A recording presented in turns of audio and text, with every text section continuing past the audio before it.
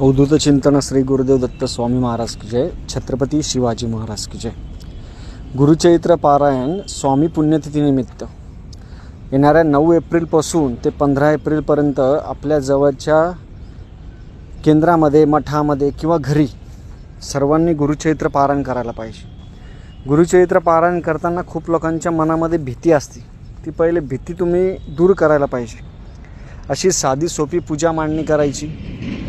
महाराजांचा फोटो ठेवायचा, पोथी असेल ती पोथी घ्यावी, जपमाळ घ्यावी, परत आपलं आसन असेल आसन घ्यावं आणि छानपैकी 7 दिवसीय गुरुचैत्र पारायण आपण घरी, मठामध्ये किंवा केंद्रामध्ये अवश्य करावं. ज्या घरामध्ये गुरुचैत्र पारायण होईल त्या घरामध्ये वास्तुदोष असेल, पितृदोष असेल, कोणत्याही प्रकारचा त्रास कधीही होणार नाही.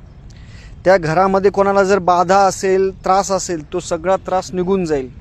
एवढी ताकद त्या गुरुचैत्रामध्ये. आणि खूप गुरुचैत्राची जी पोथी आहे त्याच्यामध्ये खूप ताकद आहे. आणि आपण स्वतः गुरुचैत्र पारायण स्वतः वाचलं पाहिजे.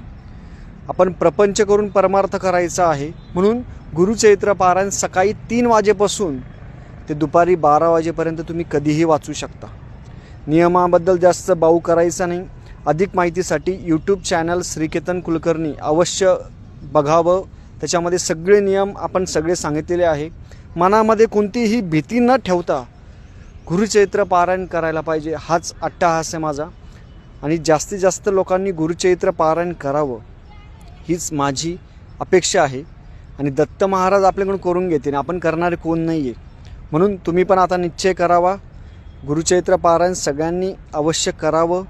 मनामध्ये न घाबरता करावं. घरामध्ये सगळ्यांनी गुरुचैत्र पारायण केलं तरी काही हरकत नाही आहे.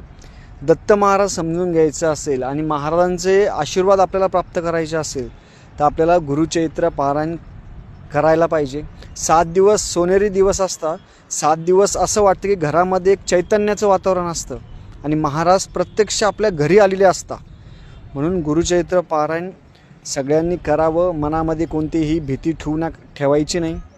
व्हिडिओ असेल यूट्यूब चॅनल श्रीकेतन कुलकर्णीवर व्हिडिओ आपण अवश्य बघावे. आपल्या मनातली भीती दूर होईल.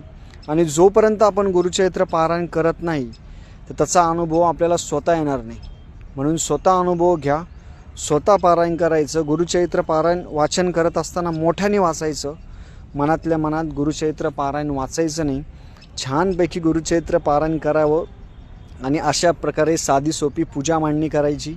अशा पूजा मांडणी ठेवायची. महाराजांना आसन ठेवायचं बसण्यासाठी. श्री स्वामी समर्थ. जय जय स्वामी समर्थ. श्री